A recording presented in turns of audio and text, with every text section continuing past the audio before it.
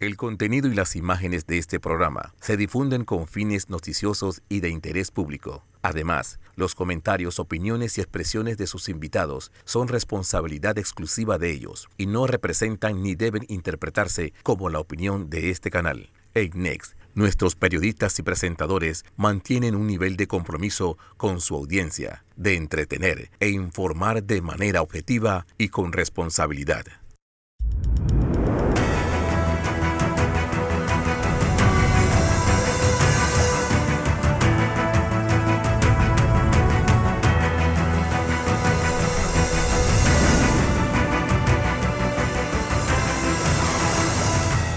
Muy buenos días, Panamá. Hoy es domingo 12 de septiembre.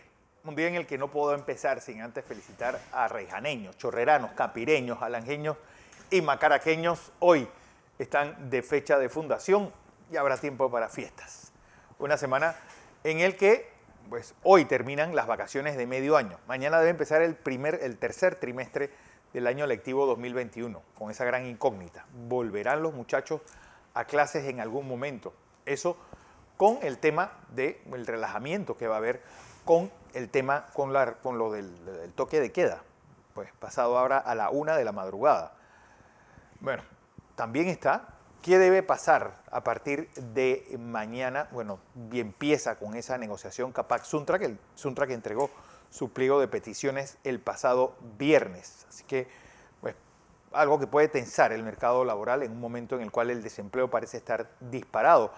Y en donde el tema fútbol fue el tema de la semana, con una selección que deja muy buen sabor de boca en estos 3 partidos realizados. José Luis. Buenos días, Fernando. Iniciar también felicitando a mi pueblo de Arraiján, que hoy está de aniversario de fundación, así que felicidades a los otros distritos también que están celebrando fiesta de fundación. Una semana también, Fernando, donde el tema de la banca dio de qué hablar, donde crece esa preocupación por parte de los clientes de diferentes entidades bancarias, que ya se está acercando la finalización de esa moratoria bancaria y que muchos se preguntan qué van a hacer con estas acciones tomadas luego de lo que el Banco General ha mencionado que fue un error de quitarle o desaparecerle de sus cuentas de ahorro y dejársela en cero todos los dineros de estos clientes. También está el inicio de este tercer trimestre del año escolar, que inicia también con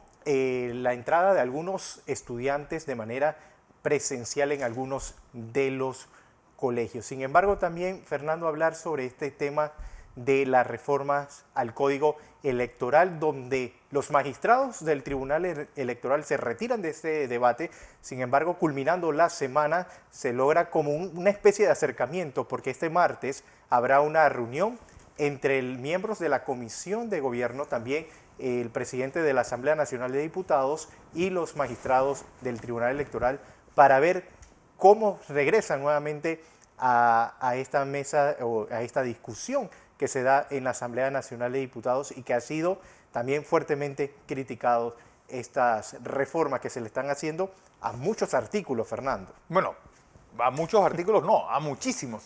Porque nuestro primer invitado de la mañana es el diputado Leandro Ávila. Leandro, bienvenido, feliz domingo y buenos días. Gracias, Fernando, también para ti y tu familia, y desearle felicidad a todo el pueblo de Arraiján. Arraiján, La Chorrera, Capira, La Chorrera, Arranque, Macaracas, todo. Casi todo Panamá oeste de la provincia, ¿no? Sí. Leandro, el tema de las reformas electorales. Pues hasta ahora se había tenido la fiesta en paz. Va una comisión de reformas electorales, reforma artículos del Código Electoral. Estos pasan a la Asamblea, que siempre ha modificado, siempre ha sufrido modificaciones lo que se presenta por parte del Comité de Reformas Electorales. Pero esta vez, pues, 323 artículos. ¿Por qué no hacer un código nuevo y no tener esa zozobra de que cada elección tenga una regla distinta? Sí, bueno, yo te diría que los panameños debemos revisar por qué cada quinquenio tenemos que reformar el Código Electoral. Sí. Yo creo que la mayoría de las elecciones en el que se han hecho en el país en tiempo democrático han sido muy buenas. Quizás en la del 2019 hubo algunos problemas. pero que fueron rectificados en su momento. Entonces, esa sería la primera pregunta. Lo segundo es que, como tú lo has señalado, cada quinquenio después de una elección se reúne una comisión que revisa el Código Electoral y eso después pasa a la Asamblea Nacional y siempre, pero siempre, eso ha sufrido reformas aquí en la Asamblea Nacional. Yo tengo que señalarte que nosotros como partido, cuando llegaron las reformas, se remitieron estas al partido y nuestro partido, el PRD, las revisó. Y lo que ha venido haciendo la Comisión de Gobierno con los diputados que tenemos ahí es presentando las propuestas que ya nosotros habíamos visto en el partido e inclusive nosotros como bancada del PRD nos reunimos y señalábamos que íbamos a presentar alrededor de 75 modificaciones y te paso a explicar por qué tantas. Es que en una forma inusual sentimos nosotros que el Tribunal Electoral quiere meterse en la vida orgánica de los partidos. Pero es que, Leandro, y eso es algo que quiero acotar y quiero resaltar. Yo he estado presente en todas las elecciones desde 1989 y primero las elecciones parciales del 92, la elección para el referéndum del ejército no, vino posteriormente la elección de Pérez Valladares. Son 10 elecciones que ha habido y cada una uno ve cómo va creciendo el poder del Tribunal Electoral hasta terminar convirtiéndose en un jugador más en una elección.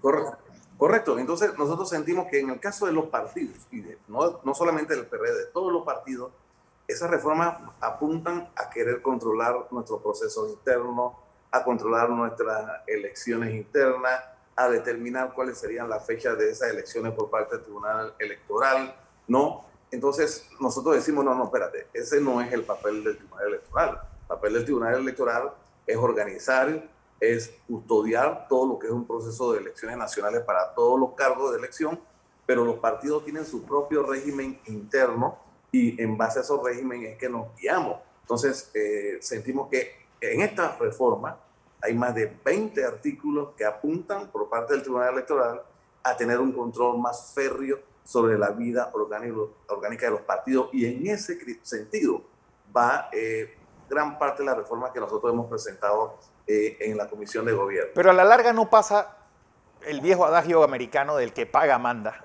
Al ellos controlar el subsidio, no están manejando indirectamente a los partidos políticos. Bueno, yo diría que en este caso no es que ellos paguen y manden, sino que esos son dinero de los impuestos de todos los panameños. Hay una ley que garantiza ese subsidio para los partidos. El tribunal lo que ha venido haciendo hasta el momento con ese dinero es precisamente cuando se lo da a los partidos es exigirles una serie de normas, de procesos que tienen que cumplir para el manejo transparente de esos dineros y si los partidos están cumpliendo con eso, en efecto el tribunal te desembolsa. Ojo, si tú no cumples con los requisitos de transparencia que exige el mismo Tribunal Electoral, sencillamente ellos no le transfieren el dinero a los partidos. Pero de eso, a que ellos sean los regentes del manejo de estos fondos y de su vigilancia, a decirle a los partidos, bueno, tú no puedes hacer el directorio tal si no lo consultas con nosotros, tú no puedes hacer la elección tal si nosotros no te damos permiso. Además de decirnos a nosotros, sí, nosotros les vamos a organizar las elecciones a ustedes internas, es ahí donde ya los partidos estamos diciendo, bueno, ya es demasiado por parte del Tribunal Electoral. Pero yo creo, Fernando, pasó algo que no había visto nunca. Sí, que se levantara mucho. Exacto, o sea, eso no lo había visto nunca. Yo aprecio a los 3 magistrados que están ahí, los aprecio, creo que han sido personas serias y responsables, pero levantarse de una mesa, patear la mesa e irse, me parece que no hubo mucha madurez. Enhorabuena que hay la posibilidad de que el día martes se dé este acercamiento y tratemos de ponernos de acuerdo, porque, y fíjate cómo digo, tratemos, porque no significa que todo lo que ellos nos planteen va a ser acogido, o quizás tampoco ellos no les interese que todo lo que nosotros estamos viendo ellos lo quieran acoger. Pero lo cierto es que constitucionalmente es la Asamblea Nacional la que hace las leyes de la República. Obviamente tenemos que tratar de alcanzar el mayor consenso posible. Claro. Así que por eso que sí me sorprendió, conociendo a los 3 magistrados, son hombres serenos, de mucha experiencia, que optaran por esa postura, ¿no? Tú has sido candidato 4 veces. Sí, y yo creo que la elección del 2019 es un ejemplo de cómo organizar un desorden general. Es decir, una elección pues desordenada, una elección que no estaba el ambiente ni las reglas tan claras, exactamente por esa mano de la gente que quiere hacer política pero sin necesidad de hacer partidos políticos y que cada vez tiene más tribuna dentro de los medios. Sí, mira, Fernando, tú, para hablar las cosas como son, te estás refiriendo a los independientes. Mira, No, a los independientes y a otros que tienen organizaciones y creen que claro, con los cuatro gatos que le siguen pueden manejar el país completo. No, y que esas organizaciones hablan en nombre del pueblo. Sí. Yo quiero saber a cuánta gente del pueblo le consultan, pero ¿qué sucede? Ser independiente o querer estar en una organización es tu opción, es la decisión que tú tomaste. Pero tú no puedes, como independiente, jamás pretender compararte con un partido político, porque en los partidos políticos tenemos normas, tenemos reglas a las cuales tenemos que someternos y cumplir. El independiente, entonces, lo que ha tratado de venir es a ganar espacios sin querer recurrir a la vida orgánica. Cualquier independiente puede organizar sus partidos, pueden llamarle el partido de los que se llaman puros, porque ese es el debate que hay aquí.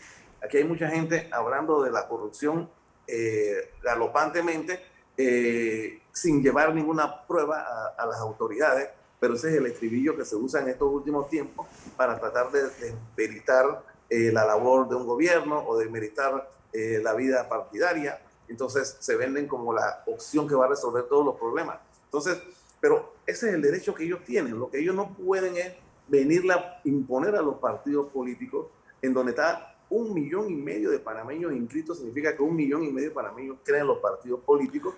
Entonces ellos no pueden venir a imponer su criterio a este grupo organizado. Pero ¿cómo ustedes fueron dejándose ganar ese espacio? Es decir, los partidos políticos, no estoy hablando del PRD, estoy hablando de todos los partidos políticos, ya han quedado en una especie de arrinconamiento donde parece que lo están pintando como que ustedes son los malos y estos puros son los buenos. No, lo que pasa es que cuando tú no has tenido una gestión de gobierno ni has tenido la experiencia de gobernar, es muy fácil criticar, ¿verdad? Por eso yo siempre he dicho que en algún momento en este país habrá alguien dirigiendo lo que sea independiente. Pero te pongo un tema como, por ejemplo, cada vez que yo oigo hablar de los independientes y algunas organizaciones que los apoyan a ellos, hablan del exceso de subsidio. Yo quisiera que ellos le explicaran al pueblo a qué se refieren en ese exceso de subsidio. ¿Se referirán a la beca PASEU, donde hay más de 600,000 estudiantes de hogares humildes que se benefician? ¿Se referirán a los 120 a los 65, que es donde está un montón de gente que trabajaron en los cañaverales, en los sembradillos y que no se le pagaba seguro social y que ahora el Estado panameño les brinda un apoyo? ¿Se referirán a la red de Ángel Guardián, que tiene que ver con el tema de las personas discapacitadas y se le da un pequeño apoyo para que puedan tener el transporte? Entonces, si a ellos les molestan estos subsidios, significa entonces que el día de mañana, cuando lleguen a gobernar, de un plano, harán leyes para eliminárselo al pueblo. Entonces, pienso que deben hablarle con claridad al pueblo, pero no tener ese doble lenguaje de que todo lo que se hace en los partidos políticos es malo, ¿no? Sí. José Luis Ríos está con nosotros. Leandro Ávila. Diputado, se ha levantado de la mesa del debate los 3 magistrados del Tribunal Electoral. Esto es para llamar la atención de la ciudadanía, aprovechando precisamente eso que están hablando de que algunos independientes salen en los medios de comunicación señalando que son los diputados del PRD que quieren hacer las reformas al Código Electoral a su medida, y es en este momento donde quizás la Asamblea no sea muy bien vista, y es por eso que hoy están diciendo que son los diputados los que no pretenden hacer las cosas de manera correcta, cuando hemos visto, y ha mencionado Fernando, de las elecciones pasadas, de todo ese enredo que hubo, que vimos hasta cuántos días varios diputados no sabían si habían ganado o no con ese conteo de votos, todas esas irregularidades y la cantidad de impugnaciones que hubo también. Es decir, no estuvo claro en ese periodo, mucho menos va a estar claro para las próximas elecciones. Bueno, se trata de que el sistema se perfeccione. Yo creo que algo que hay que mejorar en las elecciones es el tema de las actas. son espacios muy pequeños para escribir. Se confunden a veces los números. Hay un montón de gente que los ponen de jurados y no saben contar, no saben sumar. Pero es que, Leandro, a mí me parece increíble que si tú no estás cuidando el acto, pierdes la elección. Es decir, esto es África, con el perdón de los sistemas políticos africanos, pero no puede ser que si es que me fui, cuando volví estaba perdiendo. No puede ser, por ejemplo, Fernando, y que se firme, un observador firme un acta y que después se dé una impugnación. Sí, porque puede pasar porque hay muchas manos de por medio, hay mucha gente de por medio. Y entonces el acta original, después de ella misma se desprenden alrededor de 3 o 4 copias. La mayoría de esas copias del acta original son casi ilegibles y entonces se puede prestar para errores. ¿Te das cuenta? Y hay quienes también obviamente se quieren aprovechar de los errores. Sí, pero es entonces, que lo que no puede ser es que si tú no estás cuidando cómo cuentan, se te pasa el camión por encima y chao. Y lo que no puede ser es que todavía nosotros tengamos un sistema, y yo soy una persona medianamente inteligente, y yo sigo sin entender lo del cociente y el residuo. Es decir, y tú tienes cosas que ocurren, que el PRD con el 38% de los votos tiene más del 50% de los diputados. Sí, te explico lo siguiente. En las mejores democracias puede pasar que si usted no cuida su mesa, si usted no cuida su acta, puede perder. Están los seres humanos. Así como hay gente recta, correcta, transparente, también hay gente que está en el juego. En el tema del cociente, medio cociente y residuo, yo escuché a un diputado independiente esta mañana decir que el PRD tiene más diputados en función del residuo porque se cuentan los votos más veces. Yo le mandé un voice al colega diputado y le dije, pero usted cuente la película completa, no cuente la mitad. Mira, Fernando, te voy a hablar de San Miguelito. Yo saqué en San Miguelito 19.695 votos. Y yo tuve que sentarme a esperar varios días para ver si tenía una curul o no. Pero, ¿dónde está el problema? El problema está en el medio cociente y te explico por qué. En San Miguelito hay diputados que salieron con 6.000 y 7.000 votos por el medio cociente. ¿Y por qué el medio cociente? Porque la Constitución Nacional, para fortalecer la democracia, dice que los partidos hay que garantizar el derecho de las minorías. Y entonces se buscó una fórmula en donde, por ejemplo, si los partidos grandes sacan 2 o 3 cocientes, entonces se para de ver cuántos votos sacaron los candidatos y vamos a ver qué partido no sacó los votos suficientes para tener diputados. Y como la democracia debe ser participativa, ¿no? Entonces dice, bueno, este partido no sacó diputado por cociente, vamos a darle un diputado por medio cociente, aunque haya sacado. ¿A ti te parece correcto? No. A mí el sistema de elección de diputados no me parece ni correcto, ni justo, ni lógico. Una persona saca 6.000 votos y como viene de un partido chiquito que no pudo sacar votos para ser diputado, le dan la curul y una persona que saca 19.695 votos tiene que sentarse a esperar y después la gente que no comprende este tema de que diputado residuo, no. El diputado residuo es una de las personas que más votos sacó, pero que tuvo que sentarse a esperar que se repartieran las curules. Primero los cocientes, los más votados. Y después decir que este partido no sacó, o este independiente no sacó los votos. Súmale a eso, Leandro. A cada uno de ellos para después volver a buscar el más votado y ahí es donde viene la palabra. Que, por ejemplo, residuo, mal usado ese término. Ponte a pensar que, por ejemplo, tú vives en San Miguelito. Es decir, tú puedes votar 7 veces, porque si tú votas el voto plancha en cualquiera de los partidos, debe haber 7 candidatos. Y si yo vivo en Macaracas, puedo votar una vez por una persona. Es decir, esas distorsiones es lo que provoca un sistema que realmente es... A mí un profesor en Salamanca me dijo, el nivel de complejidad de un sistema electoral es directamente proporcional al atraso democrático de ese país. Pues yo creo que un sistema con esas confusiones se presta a cosas como esta. Y bueno, yo te comento lo siguiente. A ver. En la elección que más me encantó a mí, creo que fue la del 2014, donde era un voto para un candidato. O sea, como debe ser. Como debe ser. Esa elección yo salí de cuarto más votado en San Miguelito, un voto Un hombre. por candidato. Sí. ¿Te das cuenta? Esa elección me encanta porque ahí se expresa con naturalidad el deseo del votante. ¿Ok?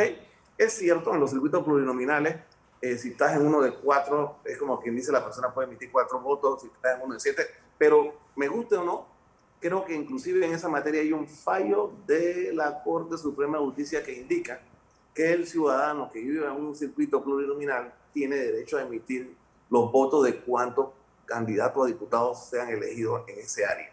Es decir, que si se escogen 4, esa persona tiene derecho a poder votar por los 4. Ahora, hay toda una discusión.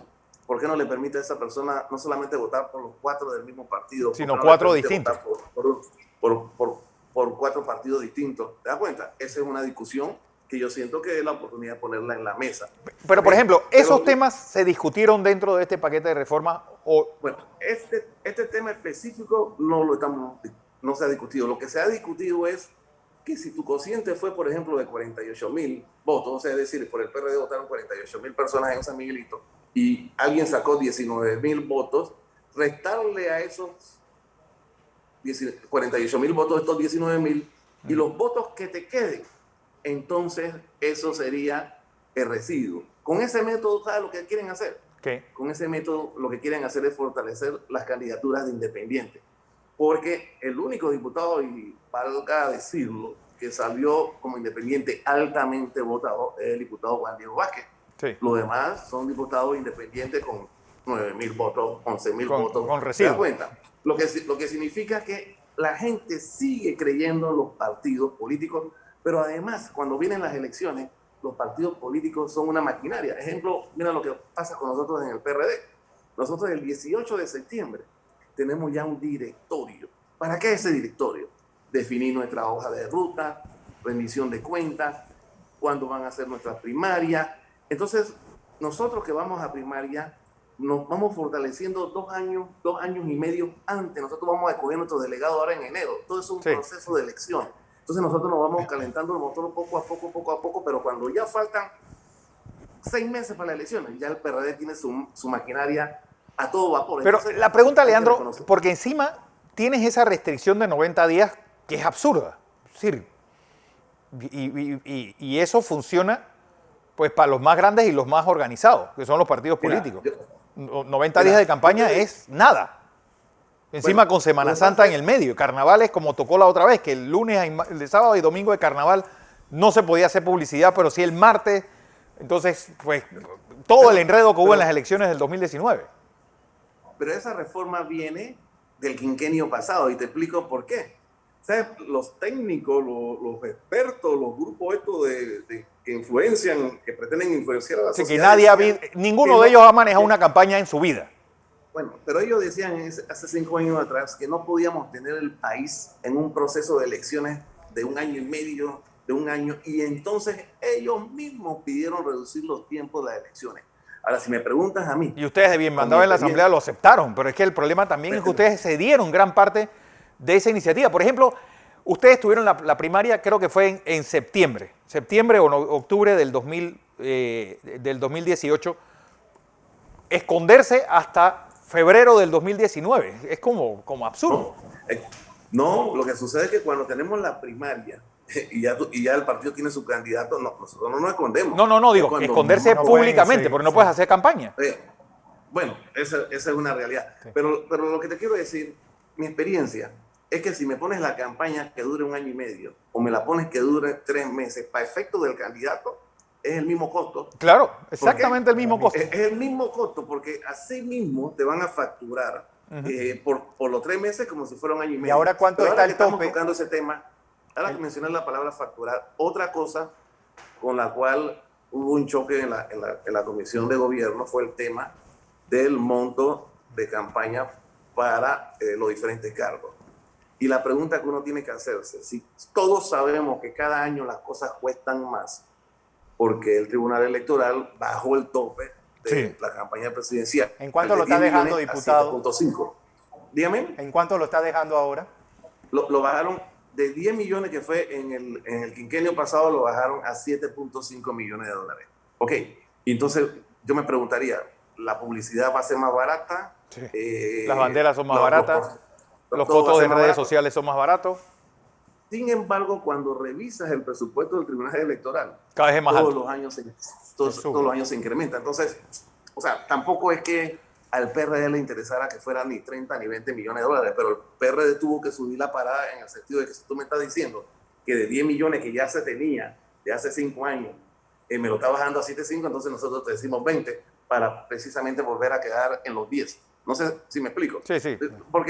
Porque yo oí al diputado independiente quejarse de que ellos se reunieron y trajeron su propuesta. Bueno, esa es la vida orgánica de un partido. O sea, nosotros no podemos ir a sentarnos a una discusión sin que hayamos leído la reforma y sin que nos sentemos ahí con nuestras propuestas. Que ellos no tengan el nivel de organización que tiene el PRD, ya ese es el problema de cada cual. Pero nosotros fuimos a esta mesa, mire, nosotros tuvimos 20 días antes de que se empezara el primer debate, la primera reunión del primer debate. Nosotros los diputados de la bancada, nuestros técnicos del partido nos trajeron todas sus propuestas de reforma. O sea, nosotros fuimos preparados para el debate. Sí. Si ellos no se prepararon, ya es otra cosa. Bueno, la pregunta es, por ejemplo, una campaña de diputados. ¿A ti cuánto se te ha ido incrementando? ¿Cuánto fue la que costó la del 2004 y cuánto ha terminado costando esta última del 2019? Mira, Fernando, las campañas son extremadamente caras. Extremadamente caras. Por ejemplo, yo nunca puedo pautar en una televisión. No tengo plata para pautar en una televisión. Tendría que meterme en esos espacios que no duran ni 20 segundos. Sí, clasificado. 2.000, 2.500. Los clasificados, yo no pauto en la televisión porque es muy caro. Sin embargo, uso emisoras como KW Continente, que es una emisora que se oye mucho en San Miguelito para la gente de mayor, porque mi voto fuerte siempre ha sido la gente de 40 años hacia arriba, ¿te das cuenta? Sí.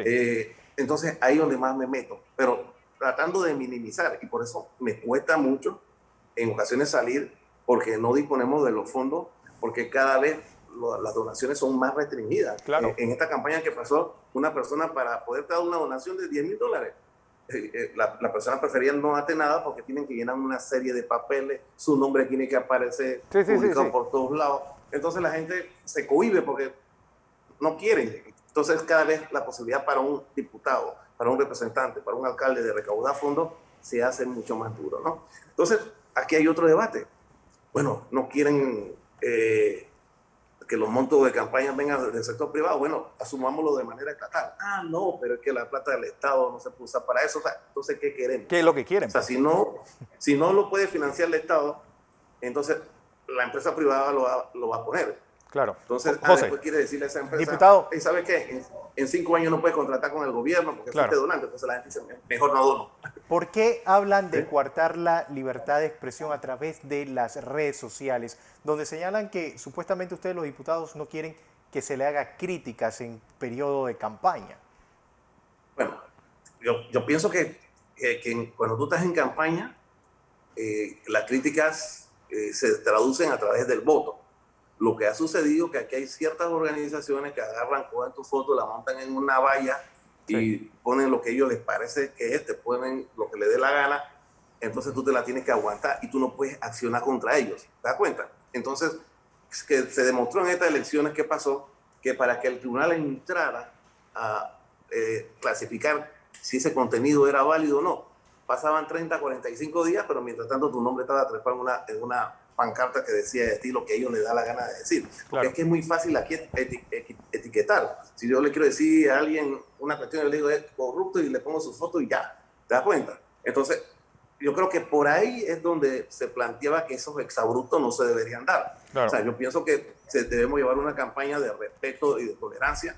Y yo creo en la libertad de prensa, de expresión. Hombre, si no creyeran en la libertad de prensa, ¿cómo te estuviera dando esta entrevista? O tú tampoco me la permitirías tenerla. Entonces, yo creo en eso, pero de ahí a que se denigre la persona, ¿no? Entonces, es ahí donde sí se iba a hacer una regulación. Pero no es nada contra las redes. Mire, las redes es imposible controlarlas. O sea, cualquiera agarra y se monta en una cuenta falsa y dice lo que le da la gana. ¿Te das cuenta? Pero lo que se buscaba era cómo evitar que se den esos exabruptos de que sin que una persona, por ejemplo, haya sido condenada, te estén diciendo de lo que tu madre te recuerda a tu madre, Sí. o te están poniendo toda clase de cosas. Y yo creo que el PRD siempre está dispuesto a rectificar. Y Bueno. lo que haya que corregir, corregir, pero la actitud de pararse de la mesa es una actitud que yo eso lo hacía cuando tenía 20, 25 años. Ya ahora la experiencia me ha dicho, y ¿sabes qué? Vamos a ponernos de acuerdo por el bien del país. Listo. Leandro Ávila, diputado de la República, gracias por Gracias a usted. esta visión de lo que ocurrió en la Asamblea. Vamos a información comercial. Cuando regresemos, mañana empieza el tercer trimestre. ¿Cuál es la opinión de los padres de familia referente a casi 2 años lectivos sin asistir a clases? Después del cambio.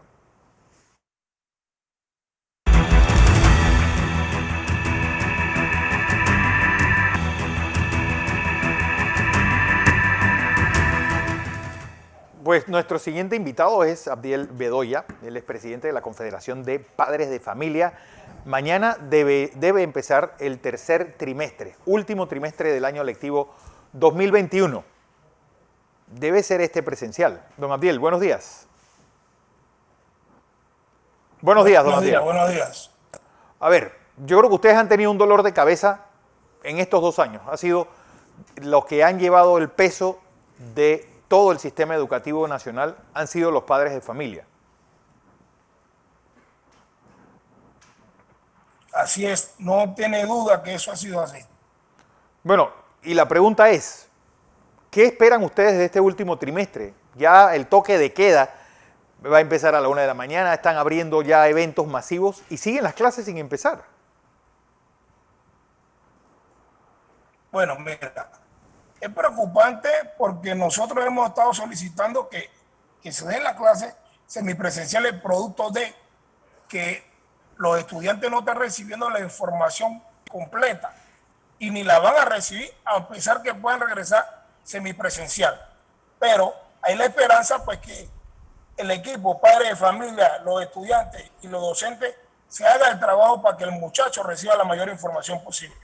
Y una de estas cosas, de lo que nosotros hemos estado desde el año pasado pidiendo, es que retornen los 9º grados, en el caso de la secundaria, y los 12avos. Y más los 12avos en el sentido de que de las escuelas técnicas.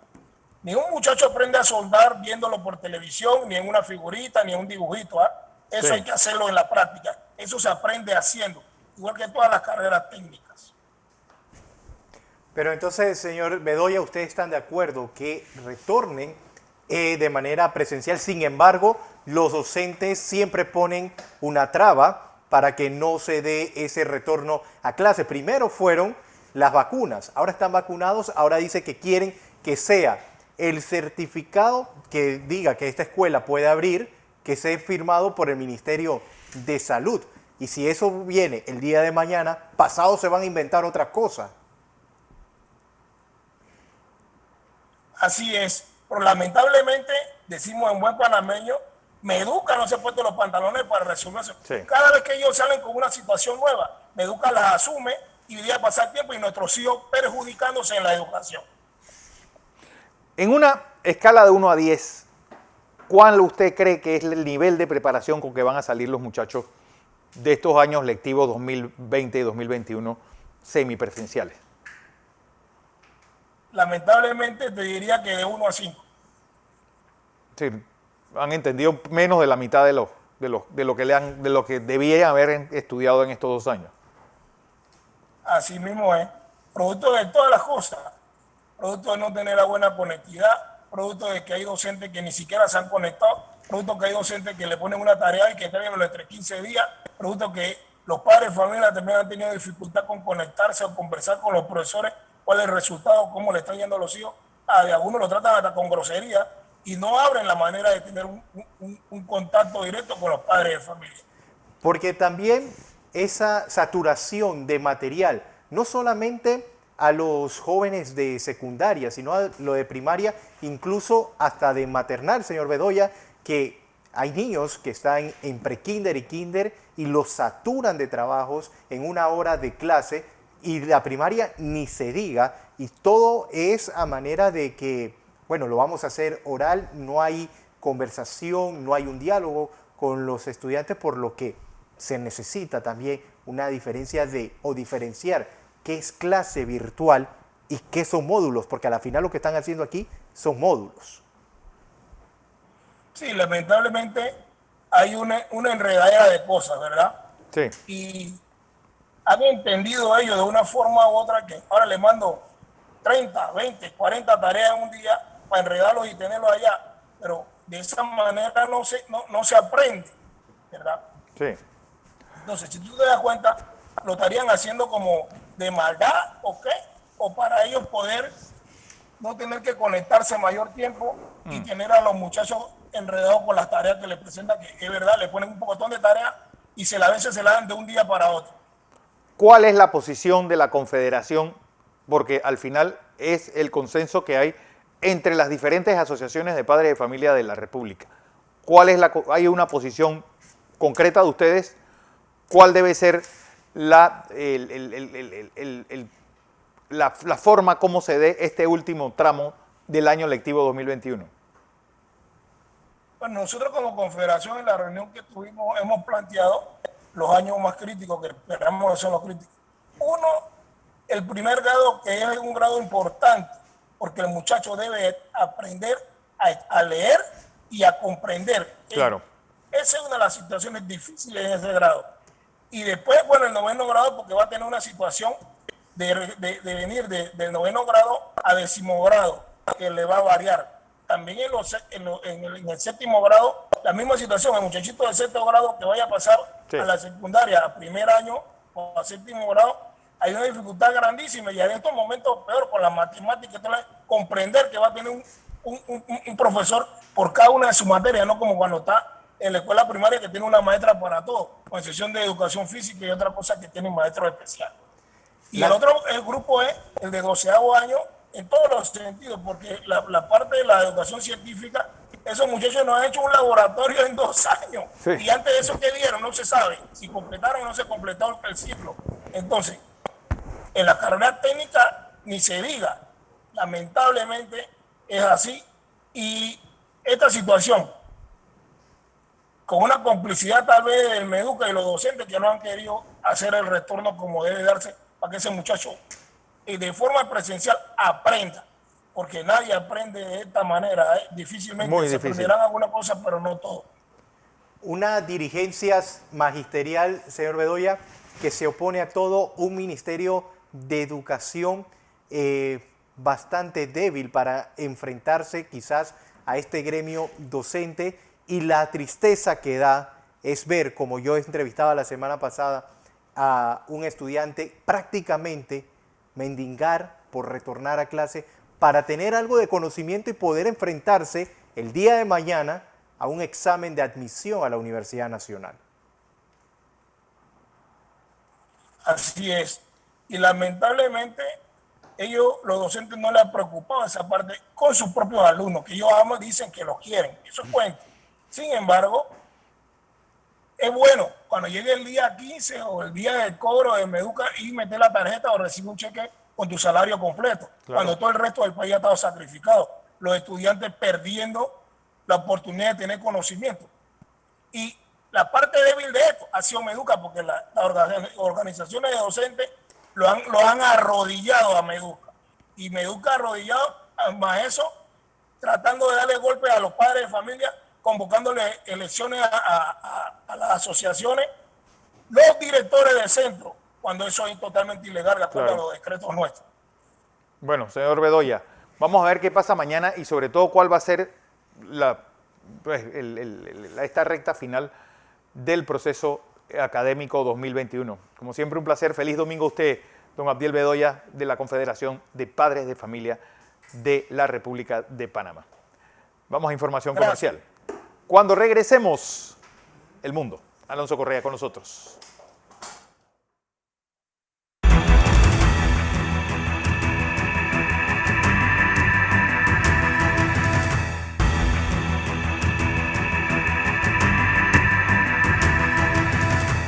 Estamos de regreso con más de Entre Líneas y vamos a hacer el análisis internacional y ya nos acompaña Alonso Correa como todos los domingos. Vamos a hablar sobre la situación que está enfrentando África y por la que pasa en estos momentos. Alonso, buenos días. Buenos días, José Luis, y feliz domingo a todos. Y bueno, parece que esta pandemia ha empezado una serie de revueltas, una serie de cambios en el continente africano que se han visto a lo largo de, no solo de este año, sino también del año pasado, porque vamos a empezar una línea temporal. La guerra civil en Camerún, un grupo de secesionistas en el sur de Camerún, una gran mayoría angloparlante. Se inventaron un país que se llama Ambazonia y pues, llevan una guerra civil de mediana escala, muchos golpes, o sea, muchas guerrillas, muchos golpes e idas, y pues tiene ese país completamente desequilibrado.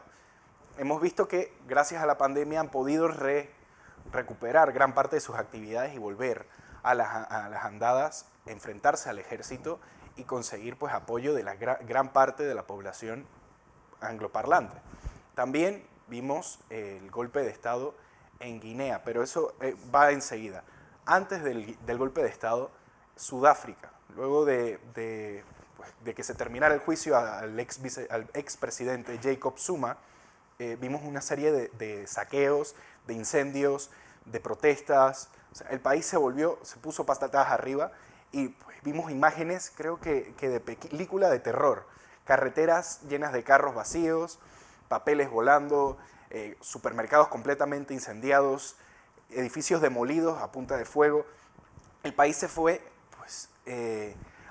puso patas arriba solamente por el juicio por desacato al presidente Jacob Zuma. Y ahora esta misma semana, vimos un golpe de Estado al presidente de Guinea, Alpha Condé, a manos de un grupo armado que se llama Fuerzas Especiales, en el cual está enfrente el coronel Mamadi Doumbouya. ¿Qué es lo que sucede en África? ¿Qué es lo que está sucediendo?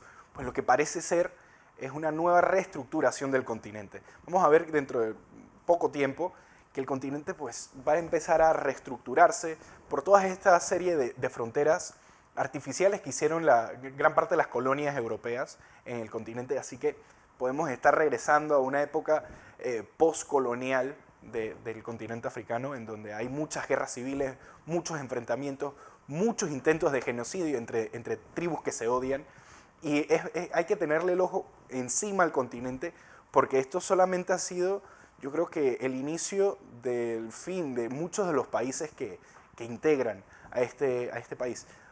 Dos cosas antes de continuar con el análisis es, uno, este golpe de Estado de no terminar rápido en Guinea va a hacer que suba el precio del aluminio, porque recordemos que Guinea es el país que más bauxita, mineral esencial para la creación del aluminio, exporta 83 millones de toneladas al año, un promedio.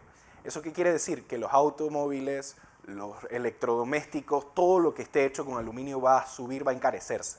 Y segundo, no hay que recordar, a pesar de que estamos hablando de un continente completamente distinto, hay que recordar pues, la orden de arresto a Sergio Ramírez Mercado, el ex vicepresidente de Nicaragua, y es que estamos viendo que Nicaragua está teniendo pues, un cambio de cara de pasar a ser una dicta blanda, como dijo Pinochet, a una dictadura muy cerrada y a una dictadura que ya está mostrando su verdadera faceta. Daniel Ortega parece que ya se ha olvidado de los observadores, se ha olvidado de la diplomacia, se ha olvidado de los agentes extranjeros, y lo único que quiere es mantener el poder durante el mayor tiempo posible y quitar a todos los disidentes del medio. Pero continuamos con este análisis desde el estudio. Bueno, y más que Fernando, y más que Daniel Ortega, quizás sea hasta su propia esposa, Rosario Murillo. La señora Murillo, la que esté detrás de todo eso, porque es el quinto opositor que está detenido ya.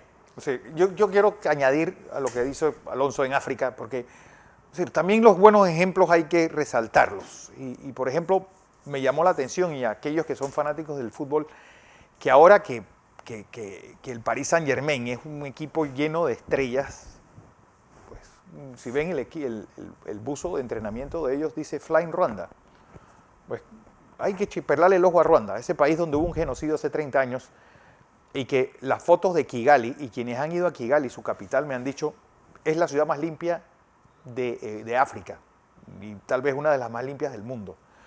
Tiene internet en toda la ciudad, dentro de los buses gratuitos, y se ha convertido en el sitio y el punto de encuentro de congresos y convenciones para toda África, al punto que ya le llaman el África de la Suiza de África.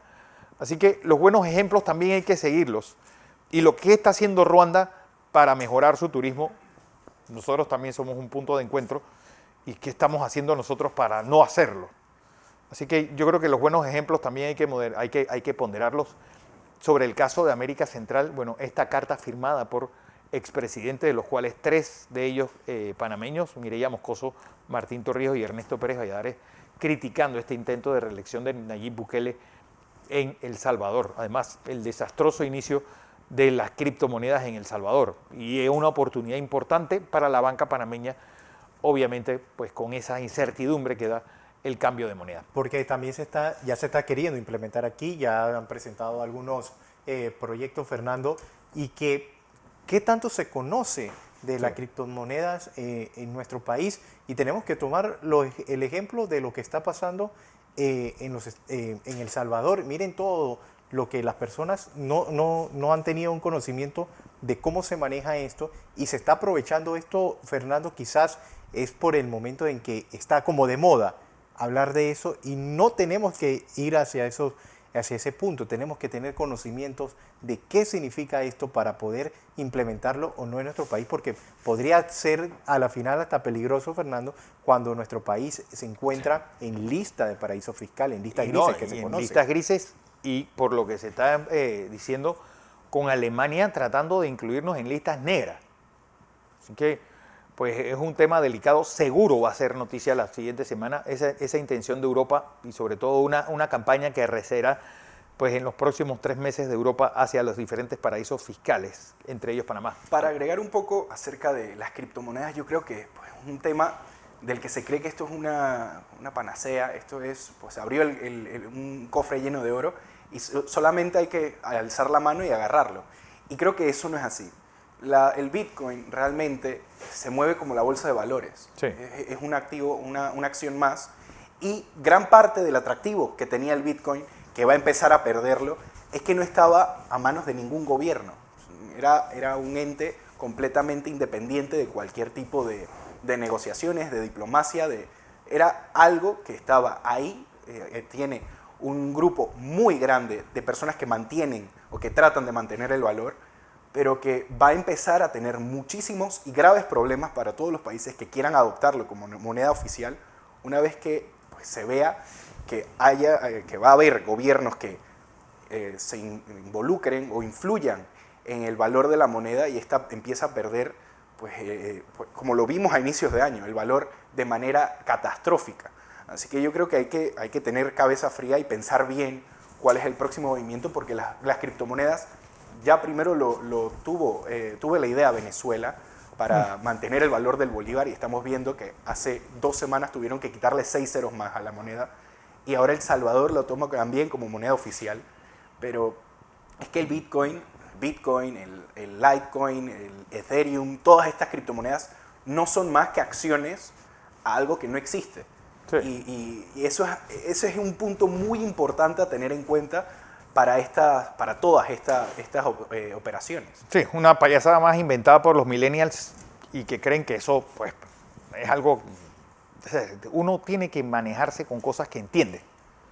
Y el Bitcoin, yo no soy seguro si los 6, 7 millones de salvadoreños, ni siquiera un 1% entiende cómo se sostiene esta moneda y cómo funciona. Recuerden que eso no tiene papel, no es nada.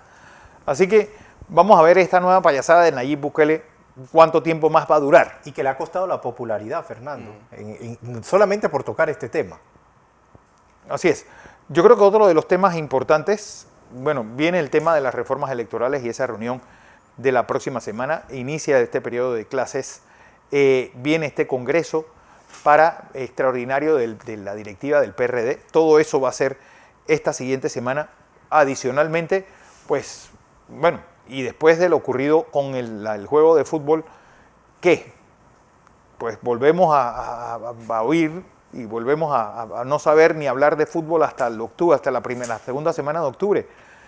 Yo creo que estamos en una buena posición.